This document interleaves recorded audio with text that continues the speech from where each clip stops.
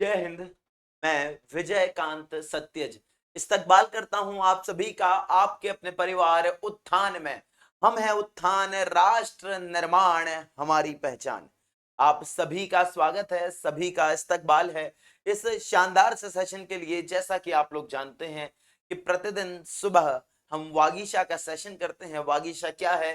तो ये आप लोगों की दवाई है जिसका सेवन आपने प्रत्येक दिन 2 माह तक करना है। 2 से ढाई माह तक आपने इसका सेवन करना है। जैसे डॉक्टर साहब एक कोर्स देते हैं कि इतना आपको ये दवाई इतने टाइम लेनी है, इतने समय तक आपको ये कोर्स पूरा करना होगा, तब आप ठीक हो जाएंगे। बिल्कुल वही बात है। आपको 2 महीने का, 2.5 महीने का ये कोर्स करना होगा भाई। अगस्त चल रहा है, सितंबर और अक्टूबर, अक्टूबर लास्ट तक, यानी कि कुल मिला के 2.5 महीने का समय आपको मुझे देना होगा वागीशा सेशन के अंतर्गत। एक भी सेशन मत छोड़िएगा। एक सेशन कल करवा चुका हूं, आज ये डे 2 है। आज डे 2 है। जिस एनर्जी के साथ हम पहले दिन शुरुआत कर रहे थे वही एनर्जी आज, और वही एनर्जी आपको 70वें, 75वें, 80वें लेक्चर में भी मिलेगी। लगातार आपने बने रहना है, डायरी बना के रखनी है, नोट करते चलेंगे। देखिएगा वागीशा क्या है। ये वागीशा तो आप लोगों को बता ही चुका हूं भाई। ये रोज की दवाई है, रोज सुबह की दवाई है, और इस दवाई को आप लोगों ने ले लेना है भाई। दवाई को आप लोगों ने सभी ने लेना है और नोट करते चलना है डायरी में।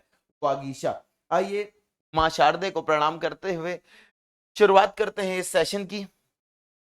सबसे पहले हम देख लेते हैं पर्यायवाची शब्दों को। जैसा कि आप जानते हैं वागीशा सेशन के अंतर्गत हम कुछ पर्यायवाची, कुछ विलोम, कुछ हम शुद्ध भिन्नार्थक शब्दों को देखते हैं, अनेकार्थक शब्दों को देखते हैं, मुहावरे लोकोक्तियों को देखते हैं। अनेक शब्दों के लिए एक शब्द, तत्सम, तद्भव, दो दो तीन तीन, दो दो तीन तीन, चार चार, ऐसे ग्रुप बना के हम देखते हैं और रोज पढ़ने की कोशिश करते हैं। आइए यहाँ पर्यायवाची शब्दों से आज की चर्चा को प्रारंभ करते हैं। सारे महत्वपूर्ण से महत्वपूर्ण शब्द ही आपको बताऊंगा भाई। फालतू की जानकारी एक भी नहीं होगी, सारी की सारी इंपॉर्टेंट चीजें रहेंगी। अमृत शब्द है, बहुत बार आया है आपकी परीक्षा में और पुनः आएगा। ये बात तय मान लीजिए, आएगा ही आएगा। अब किस परीक्षा में आएगा ये नहीं कह सकता हूं भाई। आप कांस्टेबल की परीक्षा दे रहे हैं, आप एसआई की परीक्षा दे रहे हैं, आप एसएससी जीडी की परीक्षा दे रहे हैं, आप बिहार से हैं, राजस्थान से हैं, उत्तर प्रदेश से हैं, आप भाई किसी राज्य से हो, आप एमपी की किसी भी परीक्षा को दे रहे हैं, आप राजस्थान की किसी भी परीक्षा को दे रहे हैं, आप टीजीटी, पीजीटी, बीएड की परीक्षा दे रहे हो, नेट, जेआरएफ, सीयूईटी की परीक्षा दे रहे हो, आप किसी भी परीक्षा को दे रहे हैं, अगर आप सामान्य हिंदी के अंश को सॉल्व करने जा रहे हैं, अगर आपकी परीक्षा में सामान्य हिंदी आती है तो ये कक्षा आपके लिए भाई बहुत ज्यादा महत्वपूर्ण है। ध्यान से देखिएगा। अमृत शब्द है। अमृत के पर्यायवाची कौन कौन से होते हैं? तो अमृत का एक पर्यायवाची होता है अमीय। अमीय इसका पर्यायवाची होता है भाई। अमी भी इसका पर्यायवाची होता है। अमृत का तद्भव भी अमी होता है। अमृत का तद्भव, तद्भव की बात करेंगे तो अमृत का तद्भव अमी होता है। इसके बाद देखिएगा, कह रहा है कि अमृत के और पर्यायवाची क्या है? तो भाई पीयूष भी कहते हैं, सुधा कहा जाता है, सुधा कहा जाता है, सोम कहते हैं और सुरभोग भी कहते हैं। सुरभोग, सुर यानी कि देवता और भोग यानी कि भोगते हैं। जैसे तो देवताओं ने किसका भोग किया? तो भाई अमृत का इन्होंने भोग किया और तब से ये अमर हो गए। देव का पर्यायवाची मैंने कल आपको बताया था, जब इंद्र के पर्यायवाची बता रहा था वहां पर समझाते हुए बताया था कि देव को हम अमर भी कहते हैं, इसीलिए इंद्र को हमने अमरपति भी कहा था। उसी तरीके से यहाँ पर भाई सुरभोग, सबको कोरिलेटेड फॉर्म में देखेंगे तो आपके लिए चीजें आसान हो जाएंगी। अग्नि शब्द है, बहुत बार आया हुआ शब्द है। दोनों ही, चाहे हम अमृत की बात कर रहे हैं ये भी बहुत इंपॉर्टेंट है, चाहे हम अग्नि की बात करें ये भी बहुत इंपॉर्टेंट है। अग्नि के क्या क्या पर्यायवाची होते हैं? सबसे आसान आग, ये तो आपको पता ही है। अग्नि का तद्भव होता है आग। आग के उपरांत आ जाएगा आपके पास पावक शब्द। पावक, ठीक है, पावक हो जाएगा, अनल हो जाएगा। कृषाणु शब्द है, कृषाणु भी आग को कहा जाता है। वहनी कहते हैं, वहनी।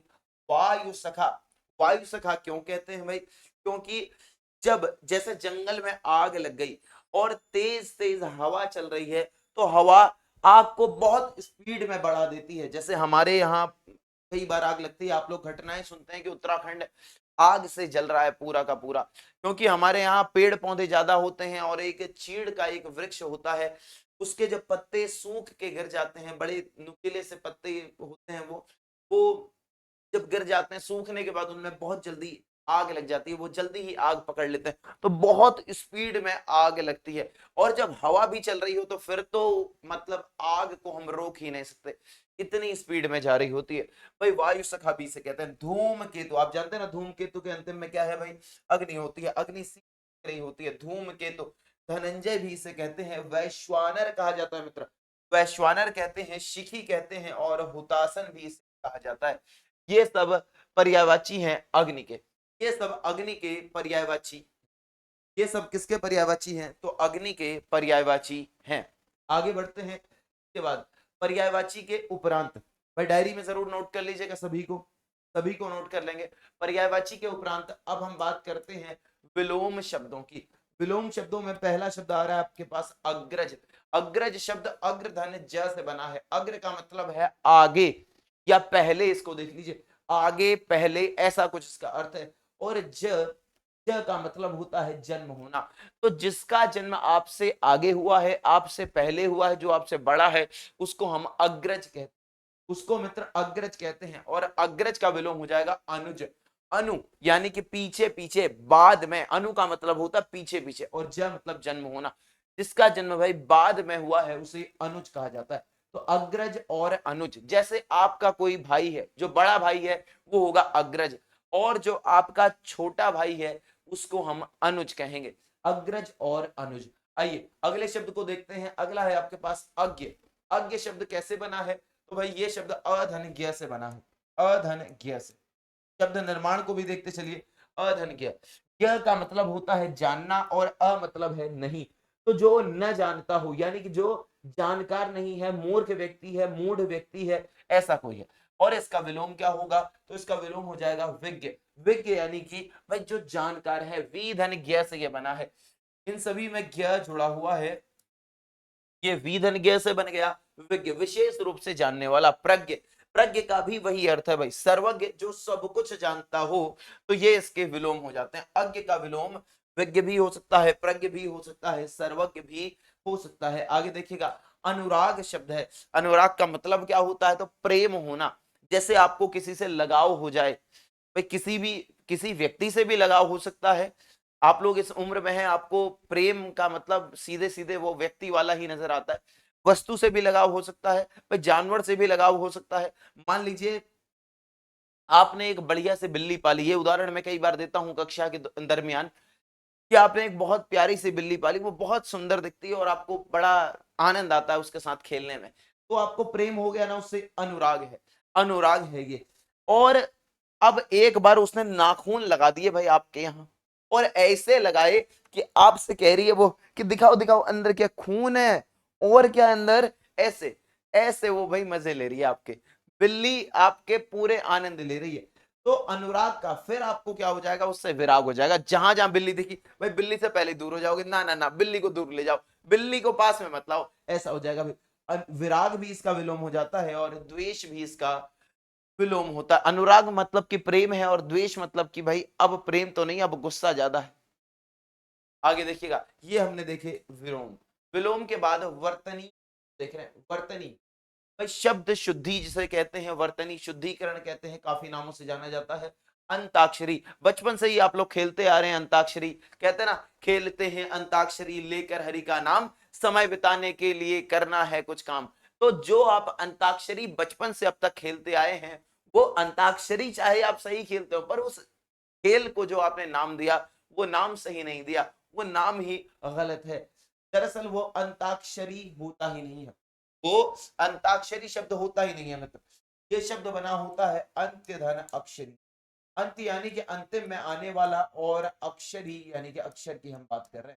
अब यहाँ पर संधि कैसे होगी, तो भाई पहला वर्ण है अ का मेल अ के साथ, अ का मेल अ के साथ होगा, दोनों मिलाकर किस में परिवर्तित हो जाएंगे, तो भाई आ में परिवर्तित हो जाते हैं। दीर्घ स्वर संधि हम लग रहा है। यहां से क्या बचा आपके पास, तो अंत्य बचा है, हलंत लगा लो। यहाँ से शरी बचा हुआ है, ये जो आ है ये इसको पूरा कर देगा, और ये शब्द क्या हो जाएगा, तो अंत्याक्षरी। अंत्याक्षरी शब्द ये है, अंत्याक्षरी शब्द होता है, ऐसे ये लिखा जाता है अंत्याक्षरी। अंत्याक्षरी शब्द तरीके से लिखा जाता है। अंतर ध्यान शब्द है, अंतर ध्यान है, तो भाई अंतर ध्यान नहीं होगा, इसे हम कहते हैं अंतर्धान। क्या कहते हैं? अंतर्धान कहते हैं मित्र।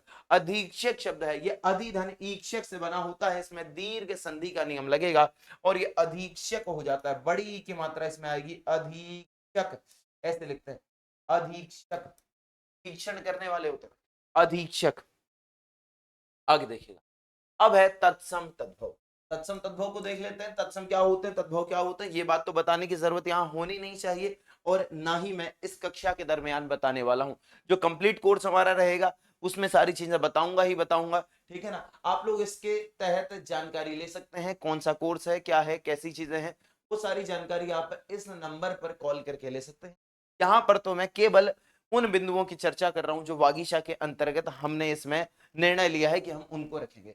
देखिएगा, यहां लिख दिए मैंने तद्भव शब्द, सारे इंपॉर्टेंट शब्द लिखे हैं। अंगूठी शब्द है, अंगूठी का तत्सम क्या होता है मित्र, तो अंगुष्ठिका। अंगूठी का तत्सम अंगुष्ठिका होता है, अंगुष्ठिका इसका तत्सम होता है। आगे देखिएगा, आंख शब्द है, आंख। एक बात आपको और बता देता हूं, आइए यहां से एक बोनस में एक अंक दे देता हूं आपको, वो ये है, जहां पर भी आपको चंद्र बिंदु नजर आ जाए, ध्यान से देखिएगा, जहां पर भी आपको मित्र क्या नजर आए, चंद्र बिंदु नजर आए, तो वो शब्द तद्भव ही होगा। वो शब्द कैसा होगा भाई, तद्भव ही होगा। ये बात तय मान के चलेगा, जहां पर भी चंद्र बिंदु नजर आएगा तो वहां देखिएगा। आंख शब्द है, ये तद्भव है, इसका तत्सम क्या होता है, तो अक्षी, अक्षी। आगे देखिएगा, अगला है अंधेरा। अंधेरा का तत्सम क्या होता है, तो अंधकार। अंधेरा का तत्सम होता है मित्र अंधकार। आगे देखिएगा, अखरोट शब्द है, अखरोट शब्द है, ये तद्भव है और इसका तत्सम होता है अक्षोट। इसका तत्सम क्या होता है मित्र, तो अक्षोट इसका तत्सम होता है। ये तत्सम तद्भव मैंने आपको करवा दिया। आगे देखिएगा, इसके बाद आगे बढ़ते हैं, अनेकार्थक शब्द की। अनेकार्थक शब्द कौन कौन से होंगे, तो आइए अनेकार्थक शब्द को देखते हैं। सबसे पहले हम बात करेंगे अक्षर की। दो अनेकार्थक शब्द लेके आया हूं आपके लिए, एक है अक्षर शब्द और एक है अर्थ शब्द। इन सभी को याद कीजिएगा रोज के रोज। अक्षर शब्द है, तो अक्षर से क्या बन जाएगा भाई, अक्षर का क्या क्या अर्थ होता है, तो एक तो इसका अर्थ होता है वर्ण। भाई वर्ण का हम क्षरण नहीं कर सकते, अक्षर यानी कि जिसे क्षरित न किया जा सके, जिसको और अधिक नष्ट न किया जा सके, तोड़ा न जा सके, उसे वर्ण कहते हैं, अक्षर कहते हैं। आगे देखिएगा, ब्रह्म। क्या आप ब्रह्म को नष्ट कर सकते हैं, क्या आप भाई ब्रह्म को नष्ट कर सकते हैं, तो नहीं कर सकते ना, ब्रह्म को नष्ट नहीं किया जा सकता, अतः ब्रह्म भी क्या है, अक्षर है। सत्य को नष्ट नहीं किया जा सकता भाई, अविनाशी, जिसका विनाश ही ना हो सके, क्या आप उसको नष्ट कर पाएंगे, कदापि नहीं, क्योंकि वो तो अविनाशी है। जब वो अविनाशी है तो उसका विनाश हो ही नहीं सकता। धर्म है, धर्म भी अक्षर है भाई, धर्म को हम क्षरित नहीं कर सकते। आत्मा, आत्मा, आप शरीर को मार दोगे, आप शरीर को मार पा रहे हो पर आप आत्मा को नहीं मार पाओगे, आत्मा का क्षरण हो ही नहीं सकता। आत्मा भी क्या है, अक्षर है, आत्मा भी अक्षर होती है। आगे देखिएगा, अर्थ शब्द है, अर्थ के क्या क्या अर्थ हो जाएंगे, अर्थ का तात्पर्य क्या क्या होता है, मतलब क्या क्या होता है, तो अर्थ का एक अर्थ तो होगा, यानी कि मतलब होगा कारण, और अर्थ का ही एक तात्पर्य होता है धन। हम अर्थ व्यवस्था पढ़ते हैं ना, अर्थशास्त्र पढ़ते हैं ना, तो वही है, वो धन का ही तो शास्त्र है, अर्थशास्त्र। तो हम धन की बात कर रहे होते हैं, अर्थ का तात्पर्य धन भी होता है। अर्थ को हम प्रयोजन भी कहते हैं, लिए इस अर्थ में भी ये प्रयुक्त होता है। तो भाई अनेकार्थक शब्दों से भी ये नोट करते चलेगा, डेट वाइज नोट करेंगे सारा का सारा। भाई मैं किसी भी दिन पूछ लूंगा और कहूंगा भाई इस नंबर पर मुझे व्हाट्सएप करके दिखाओ, अपनी कॉपी दिखाओ, आपने कैसे कैसे नोट्स बनाए हैं, अपनी डायरी दिखाओ, डेट वाइज नोट कर रहे हो कि नहीं। मैं किसी भी दिन पूछ सकता हूं और किसी भी रैंडम विद्यार्थी से, किसी से भी पूछ लूंगा, बताना होगा, ध्यान ध्यान रखेंगे। कह रहा समश्रुत भिन्नार्थक शब्द, समश्रुत भिन्नार्थक शब्द, समश्रुत भिन्नार्थक शब्द। तो समश्रुत भिन्नार्थक में क्या होगा, तो भाई एक तो है अंक और अंग।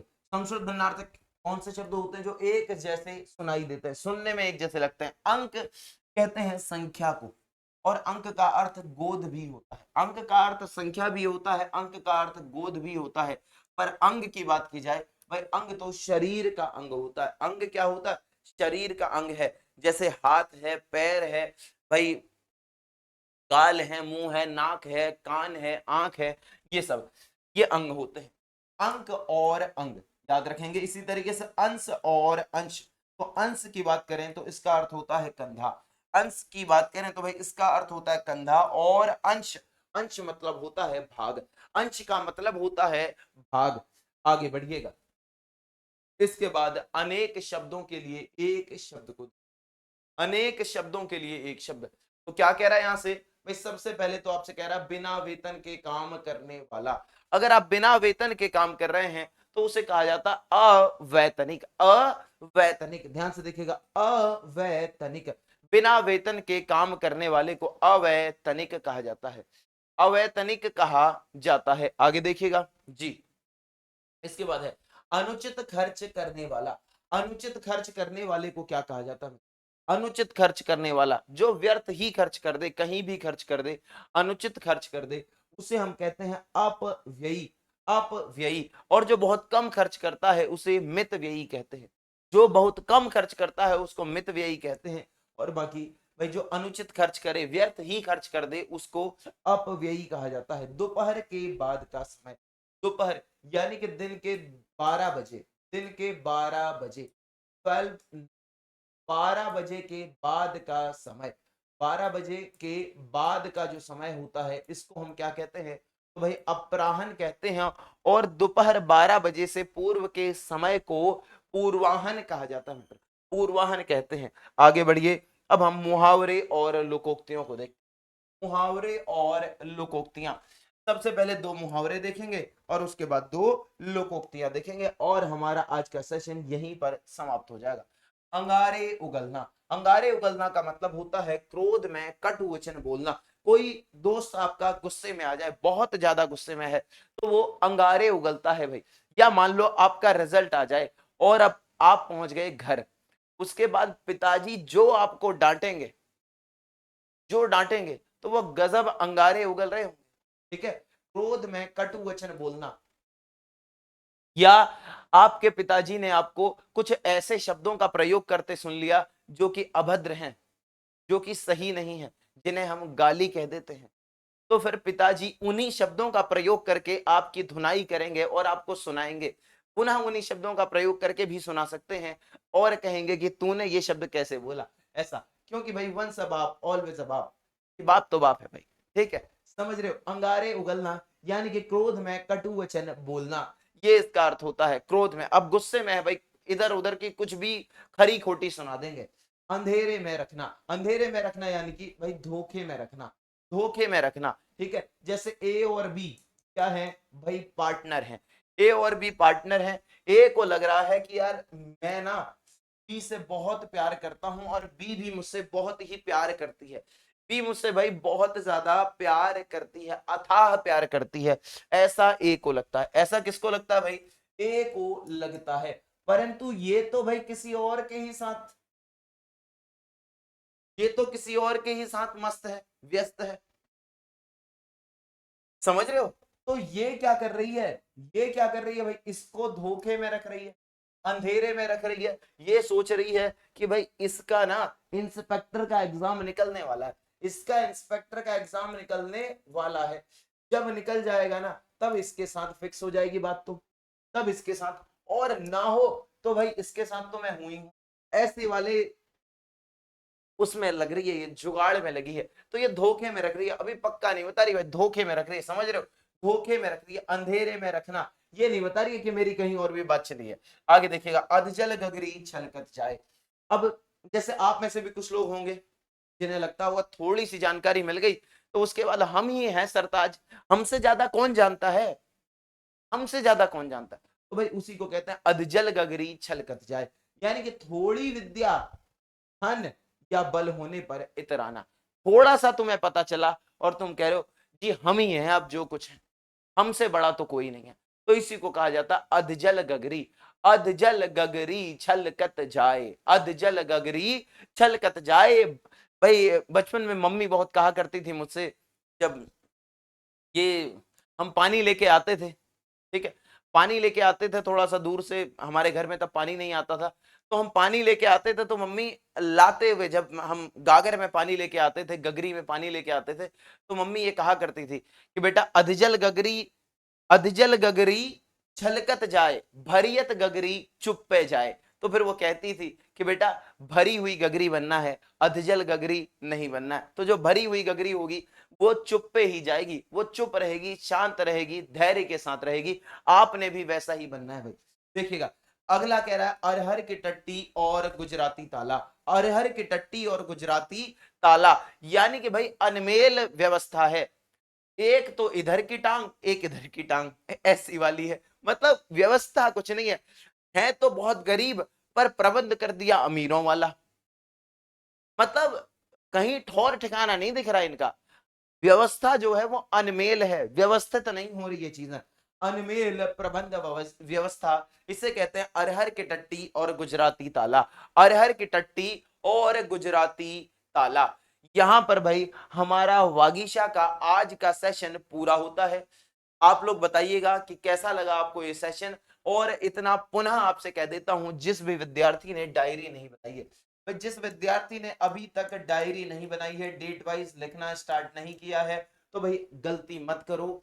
फिर अगर सोच रहे हो ना कि हफ्ते भर बाद लिख लूंगा, सारे के सारे एक साथ सारे लिख लूंगा, पीडीएफ तो सर दे ही रहे हैं, टेलीग्राम से जाऊंगा डाउनलोड कर लूंगा, उसके बाद एक साथ लिख लूंगा, लिख लूंगी, नहीं भाई गलती कर रहे हो। और अगर तुम ये सोच रहे हो कि यार ये वाला तो मुझे आता ही है, अंगारे उगलना, ये वाला मैं नहीं लिखता हूँ, रहने देता हूँ, अंधेरे में रखना, ये वाला लिख लेता हूँ, चलो, तो ऐसा मत करो। अगर मैं कह रहा हूं ना सारे लिखो, तो लिख लो भाई। 2.5 महीने मेरे हिसाब से चल लो, 2.5 महीने के बाद आप खुद देखोगे कि आपका स्तर कहां पर है। आपसे कोई शब्द पूछ ले, विलोम पूछ ले, पर्यायवाची पूछ ले, अनेकार्थक पूछ ले, संस्कृत भिन्नार्थक पूछ ले, मुहावरे लोकोक्तियां पूछ ले, अनेक शब्दों के लिए एक शब्द पूछ ले, वर्तनी पूछ ले, आपसे कुछ पूछ लिया जाए, आप घबराओगे नहीं, आप तुरंत उत्तर दोगे। और ये आप कब विकसित कर पाओगे? जब आप मेरे साथ चलोगे, मेरे तरीके से चलोगे, जैसे मैं कहूंगा वैसे चलोगे। मुझे 2.5 महीने दीजिए, मुझे 2.5 महीने दीजिए, अपने अमूल्य 2.5 महीने मुझे दीजिए। बस 15-20 मिनट का सेशन रोज का रहेगा, इसे रोज देखो और याद करो इसे रोज, जैसे जैसे कह रहा हूं उस तरीके से 2.5 महीने में आपको परिवर्तन खुद नजर आएगा। तो ये रोज सुबह की दवाई है जो कि आप इसे देखते हैं, ठीक है, रोज सुबह की दवाई। आज हमारा ये दूसरा दिन था। भाई शेयर कर दिया कीजिए सेशन को, अगर आपको अच्छा लगे, आपको लगता है कि ये रिकमेंडेबल है और लोगों तक पहुंचे तो इसका फायदा हो सकता है, तो लोगों को रिकमेंड कर दीजिए ताकि औरों का भी भला हो, उन तक भी ये पहुंच पाए। कैसा लगा सेशन ये जरूर बताइएगा कमेंट सेक्शन में, ठीक है। बाकी पढ़ते रहिए, खुश रहिए, मस्त रहिए। धन्यवाद। जय हिंद।